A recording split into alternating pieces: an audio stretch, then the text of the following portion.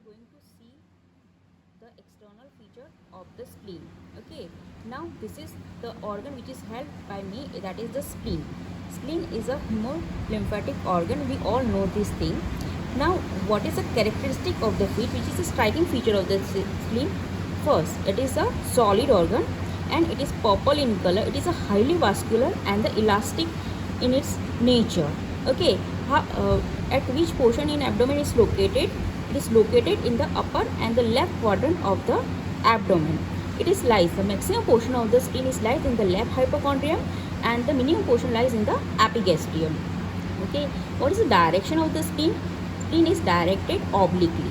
It is directed downward, forward and laterally. Okay, now which are the shape of, what is the shape of the spleen? The spleen is oblong in shape. When the colic impression is most prominent, is a tetrahedral in shape.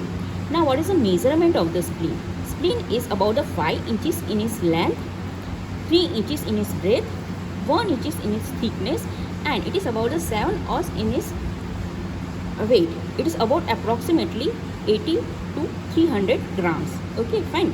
Now which are the presenting portion of the spleen? What is the external feature of the spleen?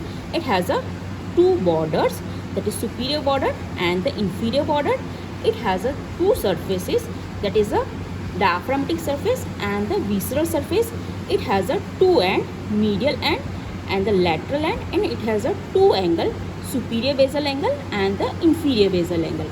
The first we describe the medial end. Medial end, that is also known as a posterior end, which is rounded in its nature. It is directed upward, backward and medially, and it lies at the level of the 10th thoracic spine. It is about 3.5 to 4 cm lateral to the mid spinal line. Okay, now this one is a lateral angle. Now what is the characteristic of the lateral angle? Lateral angle, it is just opposite to the medial angle, that is one border like angle. It is not a rounded, it is a border like, so it extends from the superior border to the inferior border. Okay, and it is directed downward, forward and laterally. Okay, now just in front of this lateral angle we can see the one impression is present, that is known as a colic impression, and below this lateral angle there is a one ligament is present, that is known as a phrenico-colic ligament. So it supports the lateral angle from below. So that is the lateral angle.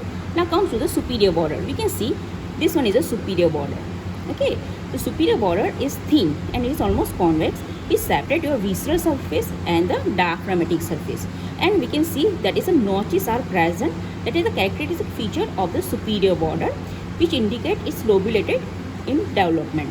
Now the inferior border. Inferior border, it is separate your visceral surface and the diaphragmatic surface, which is rounded in its nature. Now it has two surfaces. Outer one is known as a diaphragmatic surface and inner one is known as a visceral surface. The diaphragmatic surface, which is convex and it is smooth, is directed upward, backward and towards the left aspects. Now this diaphragmatic surface is separated from the diaphragm by the space of the greater sac, and its upper one third is related with the left ribs and the left pleural cavity. In lower 1/2 it is related with the left costodiaphragmatic recess. Again, this whole surface is related with the 9, 10 and 11th rib and its intercostal space. The direction of the spleen, it is almost parallel to the direction of the 10th rib.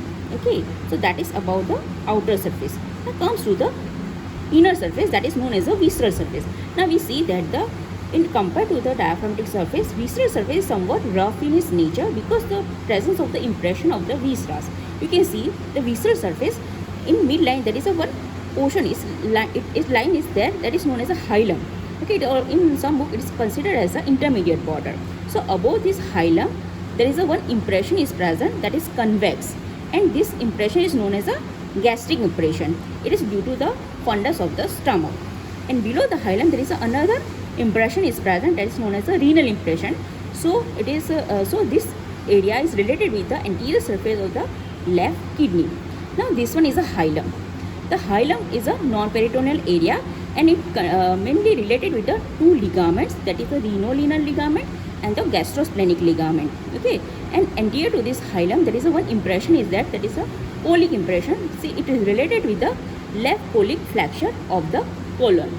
So this is about the that visceral surfaces. Okay. Now come to the angles. So it has a two angles, anterior basal angle and the posterior basal angle. Anterior basal angle lies at the junction of the superior border and the lateral angle. This anterior basal angle is a most projecting portion of the spleen. Okay.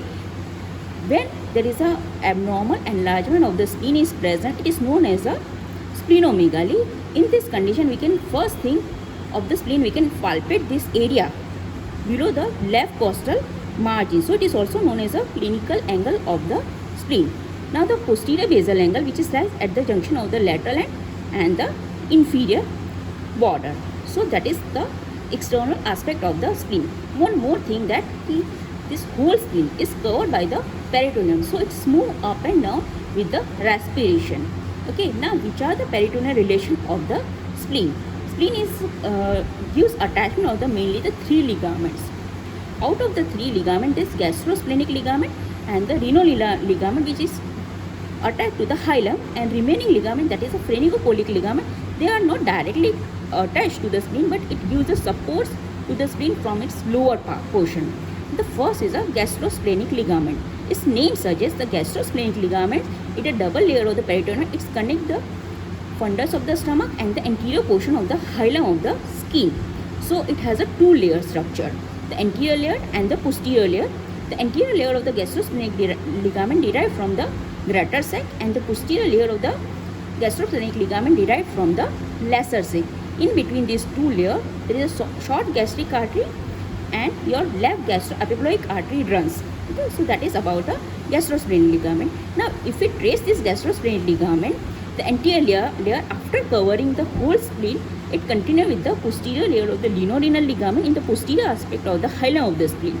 And the posterior layer of the gastrosplenic ligament is derived from the lesser sac. It continues with the anterior layer of the lienorenal ligament. Okay, so that is about the tracing of the gastrosplenic ligament.